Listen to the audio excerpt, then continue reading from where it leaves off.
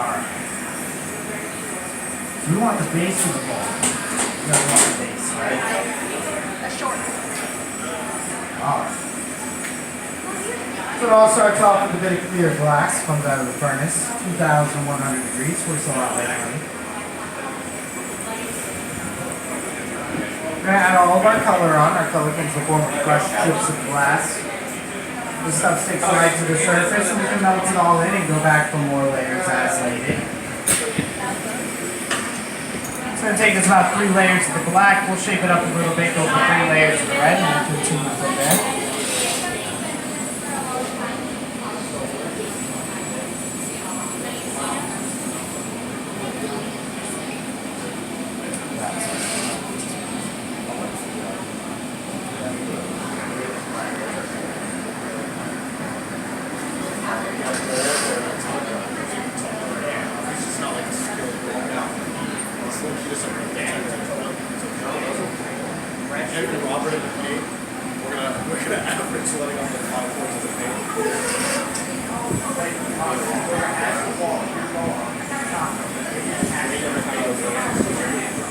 Alright, now we got all that black on there. We'll shape it up a bit, go for the red. If at any point in time you guys have any questions, just shout them out and I'll be happy to answer them as I'm going along. This whole demo is going to take us about 20 to 30 minutes.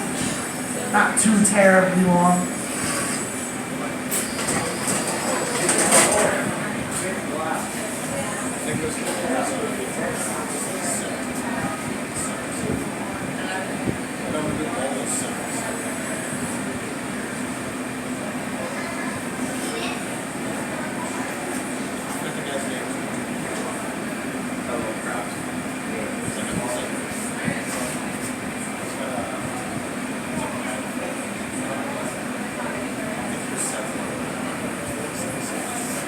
You guys see that nice little point in the shoulder? Well, we're going to put all that red.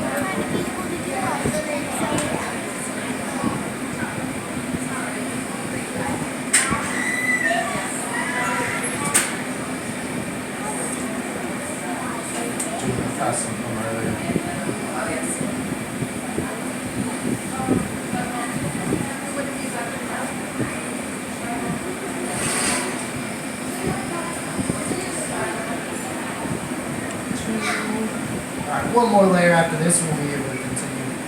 I know it's not the most exciting thing, it's very repetitive, but this is some of the most important stuff. Make sure that color's on right.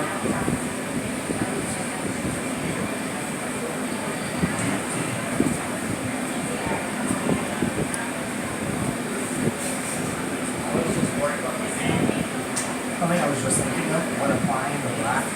Don't be afraid to apply a little bit at a time and then just increase that further. Overdo it, undercut it some, and then that next layer try and go a little further. At least in the beginning, that might help you kind of figure out a better placement.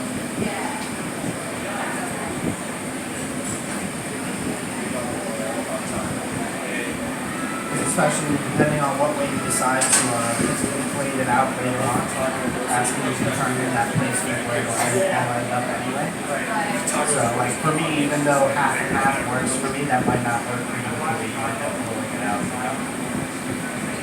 So might be something to experiment with. Yeah.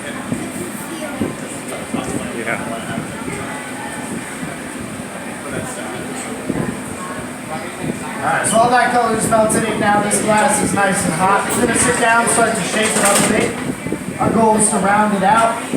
And we'll try and go from a solid piece to a hollow piece of glass.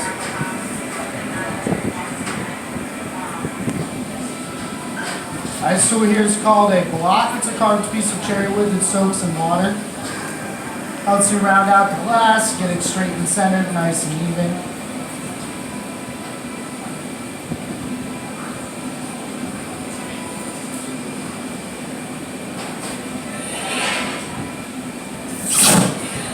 A little bit of air at the end with my thumb creates pressure, and that heat from the glass will expand the air inside the blowpipe. Eventually forms a bubble. You now have a hollow piece of glass to work with. Just gonna hang out, let it cool down and stabilize. Once it does, you gotta gather some more clear glass on top.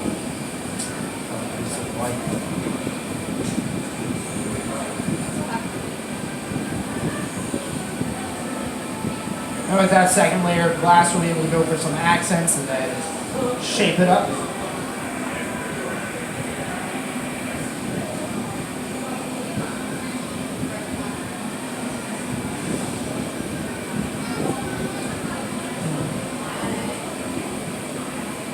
We use this red for a lot of our other production colors as well, and characters, one of them being the Minnie Mouse, which is swapping out that black for the white.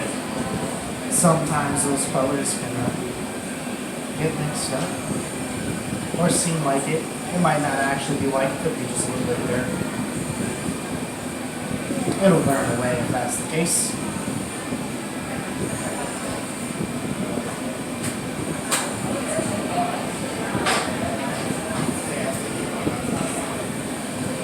Alright, so from this point on, I would ask keep your hands and arms behind the railing, guys, for your safety. It's going to get much larger. It is very hot. It's not something you really want to touch. Been there, done that. We're just going to shape this up a little bit using a larger block, and then we're going to go for that accent color. It's just going to help us stabilize it a little bit, get that brass where I want it to be.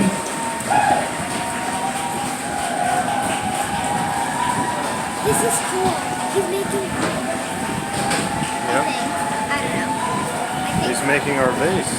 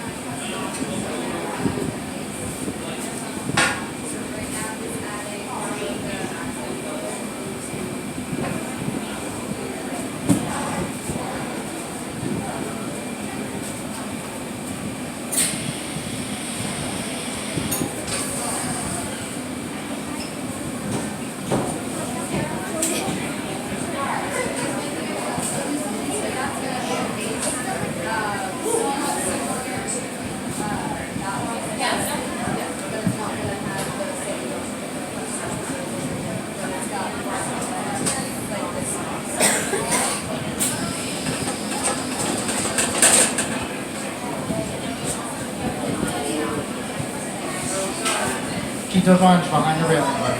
Thank you. My hands are all there, not behind. Yeah, it's behind it, guys.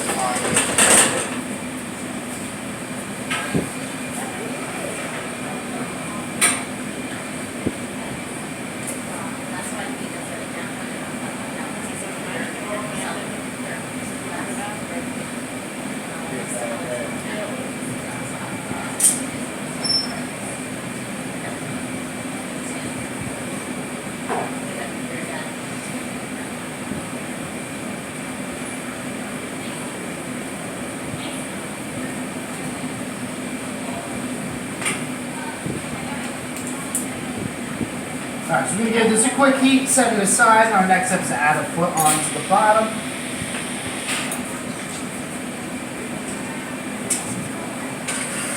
Pretty straight so far.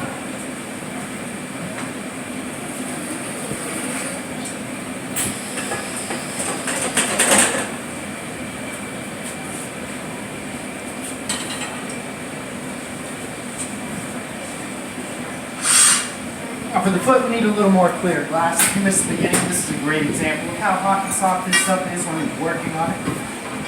I keep it all rotating and spinning, nice and centered and straight, kind of even.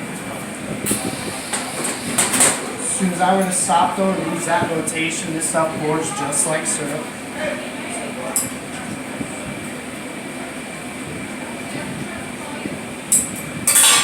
Cuts like butter. Should work on flattening it out a little bit, make sure it's nice and smooth, kind of roundish. That patty glass is hot enough, it's fusing all that color to the bottom. Should be hot enough to fuse to the bottom of the base as well. Very carefully, want to get it on there as centered as possible.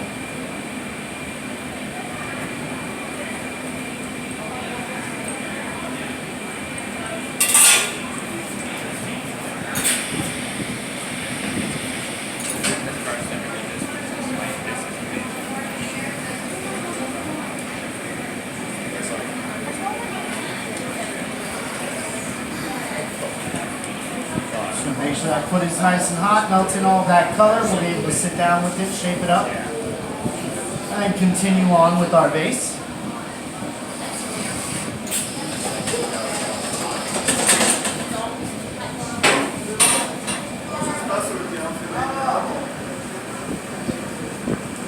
To shape that foot, you just have to push in with the thumb, pull back with the fingertips. It helps me round the whole thing out.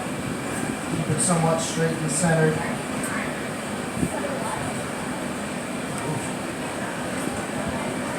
Might be a fun way to do a foot.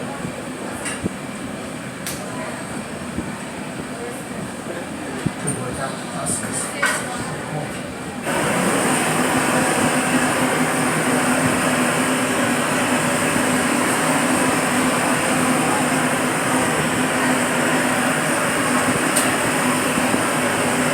This whole thing is made upside down. Our next step here is called a transfer. We're going to really heat this up, set it aside once more. We have one last rod heating up. That's going to allow us to separate this off the blowpipe and have it stick to our last rod. From there, we should be able to finish off the top half of the base.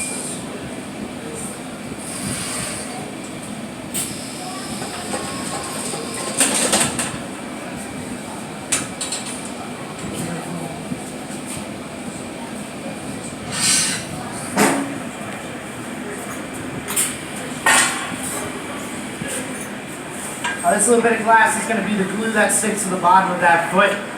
We don't want this to be too hot, otherwise it will fuse, become one continuous piece and never let go. Too cold, it's not going to grab on and do its job, so it has to be in a very narrow margin of just right. That being said, this is where the vast majority of accidents end up happening, so there are no promises or guarantees, guys. Make sure those hands and arms are behind the railing. Very serious about that. I'm going to try and stick this as centered as possible on the bottom.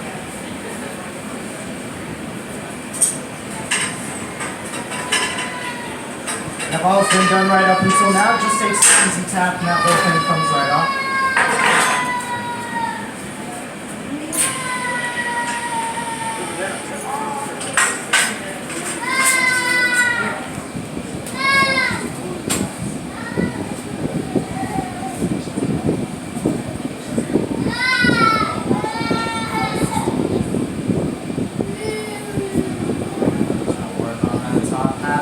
Now, make sure the neck is straight. We'll give it a flared lip, and if all is nice and even, we'll put it away in the kennel.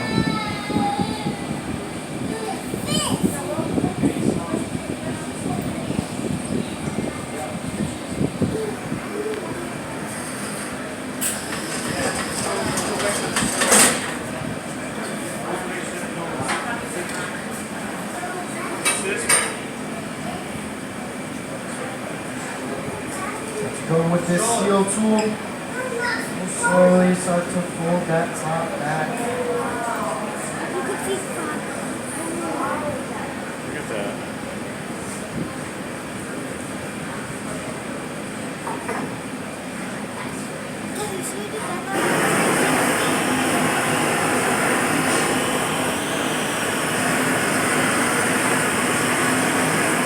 All that's left now is to separate it off our little punty rod here, our second rod.